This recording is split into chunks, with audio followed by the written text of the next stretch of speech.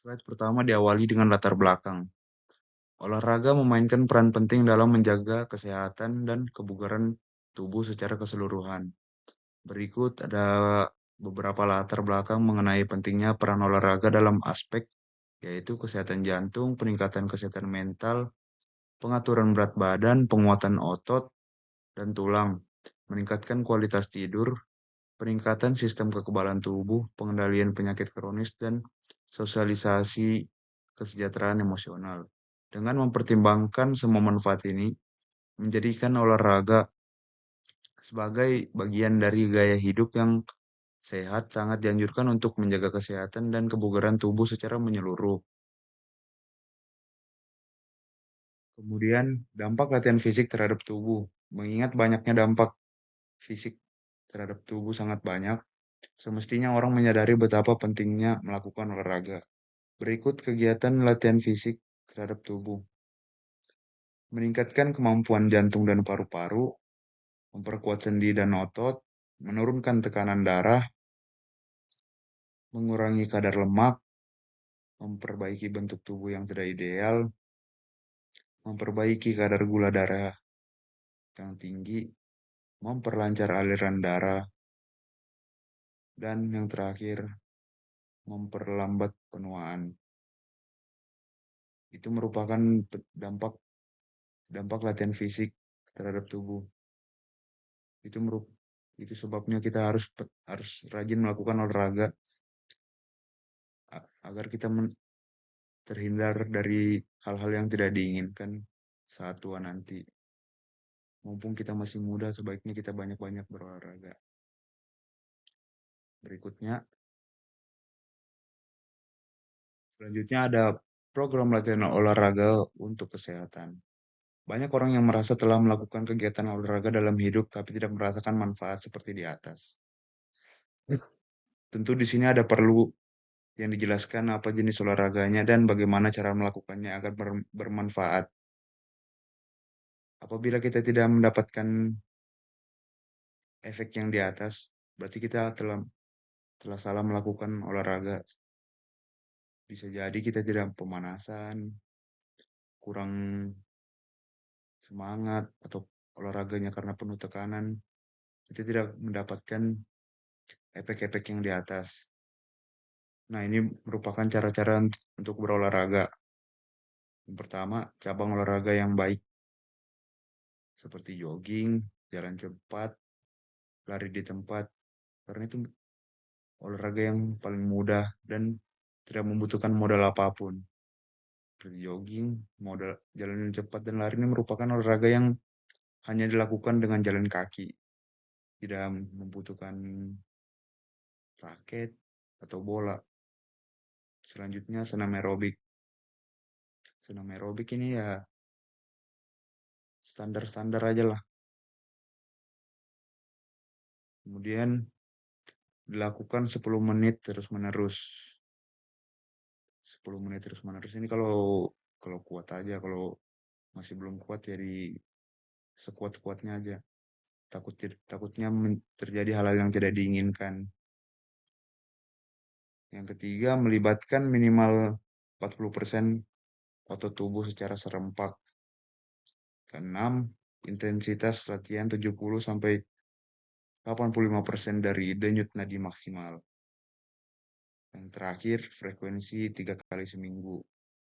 Itu minimal 3 kali seminggu olahraga. Kalau kurang dari itu ya kita tidak akan mendapatkan efek-efek yang di atas tadi sebelumnya. Yuk, mari kita lanjut ke slide selanjutnya.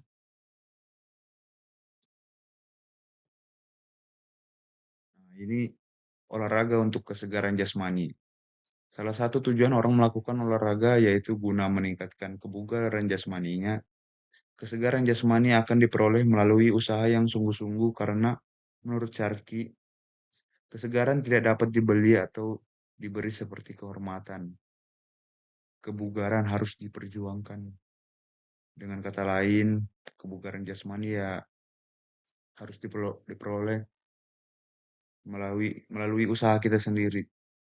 Tidak bisa kita tidak tidak semudah membalikan tangan Setelah kita mengetahui ciri-ciri tentang kesegaran jasmani yang baik dan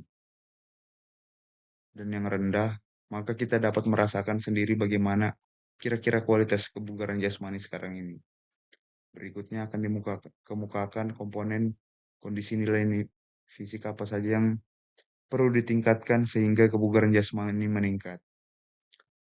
Nah, slide yang ini menjelaskan tentang tujuan melakukan olahraga.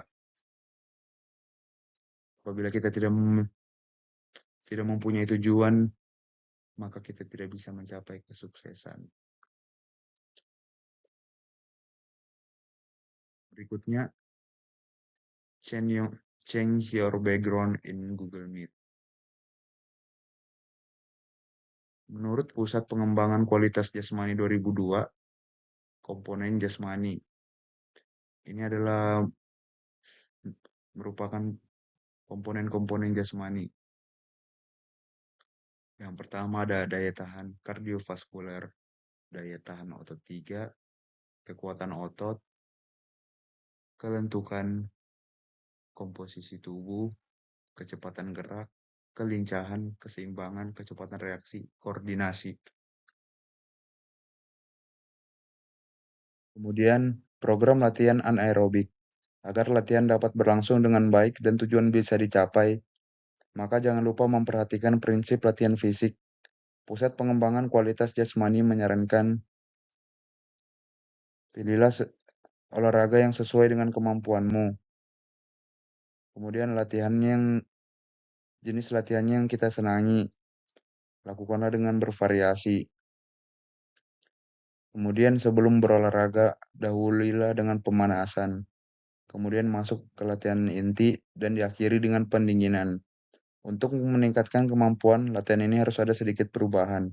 Dengan kata lain, prinsip latihan untuk meningkatkan kebugaran jasmani bersifat individu, maka harus disesuaikan dengan kemampuan kita sendiri. Jenis latihan yang dipilih dapat disenangi, maksudnya supaya jangan bosan lalu berhenti melakukan latihan. Bervariasi maksudnya menghilangkan kejenuhan latihan aerobik. Demikian juga latihan anaerobik.